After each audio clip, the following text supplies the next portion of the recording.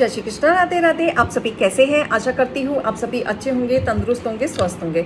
आज मैं आपके सामने फिर से एक रीडिंग के साथ आई हूँ। रीडिंग में इतना ही कहूँगी, जितना रेजोनेट होता है उतना ही लीजिएगा, बाकी दूसरों पे छोड़ दीजिएगा।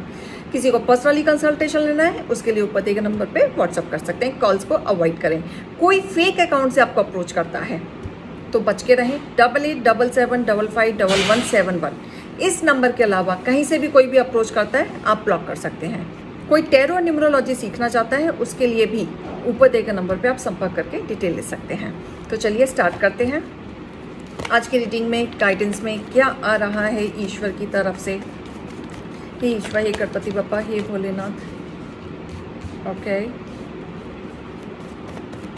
कोई डिसिप्लिन में आ गया है, फोकस्ड हो गया है अपने करियर को लेके, अपने रिलेशन को लेके, अपने फैमिली को लेके, अपने बच्चों को लेके। डिसिप्लिन मुझे दिख रहा है यहाँ पे। कोई फोकस्ड है, बस करियर में ध्यान देना चाहता है। अभी सब कुछ छोड़ छाड़ के सिर्फ करियर में ध्यान देना चाहता है।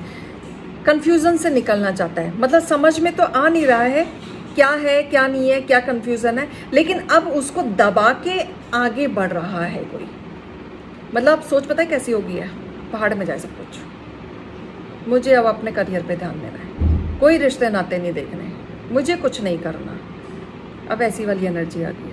फैमिली बच्चे देखने हैं, अपने आप को देखना है, सबसे पहले अपने आप को देखना है। ये वाला एटीट्यूड मुझे दिख रहा है।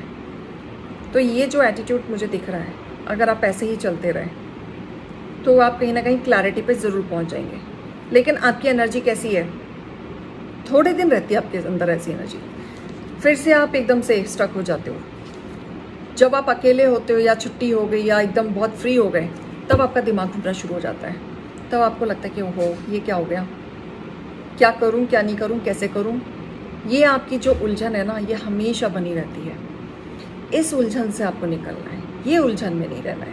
क्योंकि देखो, लोग चाहते हैं कि आप उलझन में रहो, लोग चाहते हैं कि आप गड्ढे में गिरो, और लोग गड्ढा खोदते भी हैं आपके लिए कि आप उसमें गिरो, परेशानी रहो, आप भटको, कुछ लापरवाही करो, कुछ तो गलतियां करो भाई, जो आपके हेटर्स पकड़ सकें। गड्ढे तो वो खोदेंगे, लेकिन कूदना ना कूदना आपके हाथ में है। तो आपके सामने जो पाथ खुला है, जो ईश्वर ने खोला है, उस पर आप सीधे राह पे चलते रहो, लॉयल्टी के साथ चलते रहो, ट्रांसपेरेंसी के साथ चलते रहो, आगे बढ़ते जाओ। देखो, जो चीज़ ख़त्म हो चुकी है उसको रोके कोई फ़ायदा नहीं है।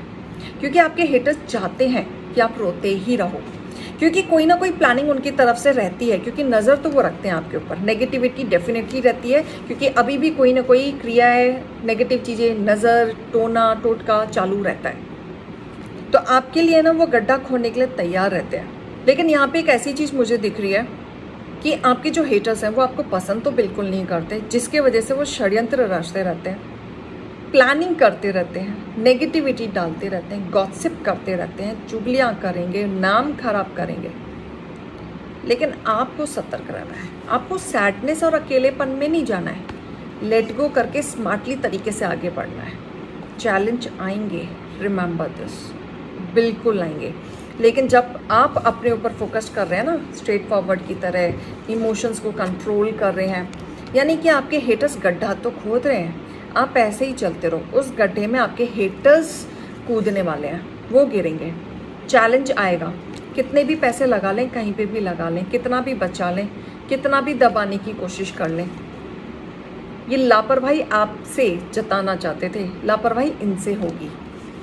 कुछ तो इनके साथ मिस होगा। ये किसी से सलाह मिलाने गए थे लेकिन कुछ फ़ायदा हुआ नहीं।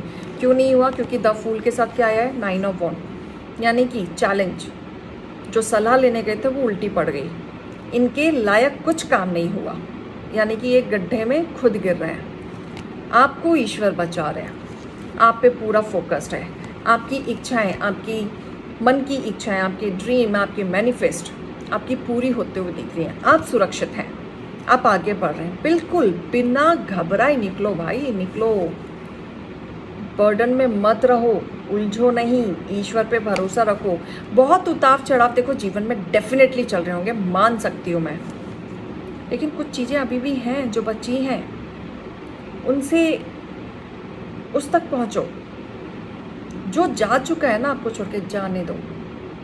जो बचा है उनकी कदर करो और उनके लिए जियो, उनके लिए आगे देखो।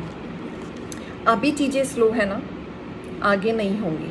अभी प्लानिंग का टाइम है, एग्जीक्यूट करो, धीरे धीरे प्रिपेयर करो अपने आप को, स्ट्रांगली आप आगे बढ़ोगे। बॉन्ड अच्छा होगा, रिलेशन अच्छा होगा, करियर अच्छा होगा, बैलेंस बनेगा।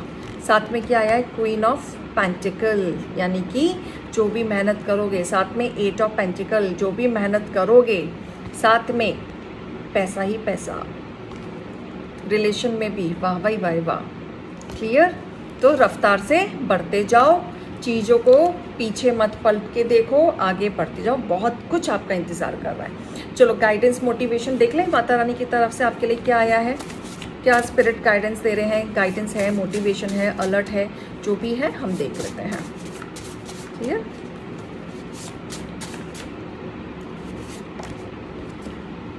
आप इमेजिनेशन की दुनिया में रहते हैं, बिल्कुल। देखो, अगर आप नेगेटिव इमेजिनेशन की दुनिया में रहते हैं तो आप अलर्ट हो जाएं, क्योंकि उसमें रह के फ़ायदा नहीं है।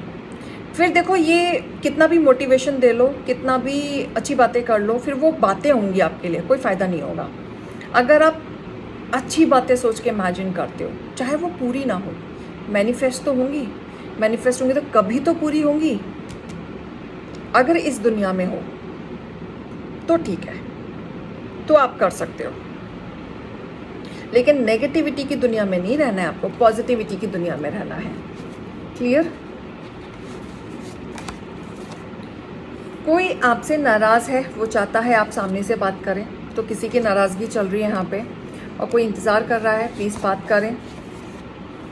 कोई यहाँ पे हनुमान चालीसा, गणेश जी का जाप करता है, बहुत अच्छी बात है, आपके लिए फ़ायदेमंद है। आप काफ़ी अट्रैक्टिव है, आपका बात करने का तरीका बहुत सॉलिड है, इम्प्रेस कर लेते हैं आप इंसान को। अगर लोग आपसे जुड़े भी हैं ना, तो आपके अट्रैक्शन की वजह से जुड़े हैं, because the way you deal with people, the way you talk with others, people get attract. जो आपकी पावर है ना, वो इसी में ही है कि लोग आपको समझते हैं, वाइवा करते हैं, कुछ तो बात है आप में। आपके हेटर्स प्लान करते हैं, बस सब कुछ उल्टा हो जाता है। बिल्कुल वही कहा, गड्ढे खोद रहे हैं आपके लिए, पर खुद गिर रहे हैं उस गड्ढे में, तो कुछ फ़ायदा नहीं हो रहा है। आप अपने रास्ते को देखो, आप सही रास्ते में चल रहे हो, आपके लिए सब कुछ आ रहा है, बहुत कुछ वेट कर रहा है, अपॉर्चुनिटीज़ वेट कर रही है। प्यार गया था तो नया प्यार आएगा, बिजनेस ख़त्म हुआ था तो नया शुरू होगा, रिश्ते टूटे लेकिन पुराने रिश्ते अभी भी हैं जो आपके साथ जुड़े हैं। तो ऐसे छोटी छोटी चीज़ों के लिए रोना नहीं है, जो गंदी चीज़ें करते हैं। और देखो, जो गंदी चीज़ें करते हैं, गंदी क्रियाएं करते हैं, जो छोटे मोटे बाबा के पास जाते हैं,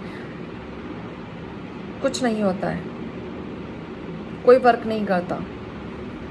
मैनिफेस्ट एनर्जी पावर से बढ़कर नहीं होता। मेडिटेट करो, कोई नहीं छू पाएगा आपको। ठीक है? मैं आपके लिए गाइडेंस भी लेना चाहूँगी कि आपके लिए क्या गाइडेंस आ रहा है। पॉजिटिव हो जाओ। देखो, नेगेटिविटी नज़र सब लगती है, लेकिन जितना पॉजिटिव हो जाओगे ना, ये सब हट जाएगा। नज़र दोष, पॉजिटिविटी, ब्लैक मैजिक सब हट जाएगा धीरे धीरे। ज़्यादा दिन गंदी चीज़ें नहीं रुकती, साल भर लगेगा आपको आपकी चीज़ों में सुधार आने में।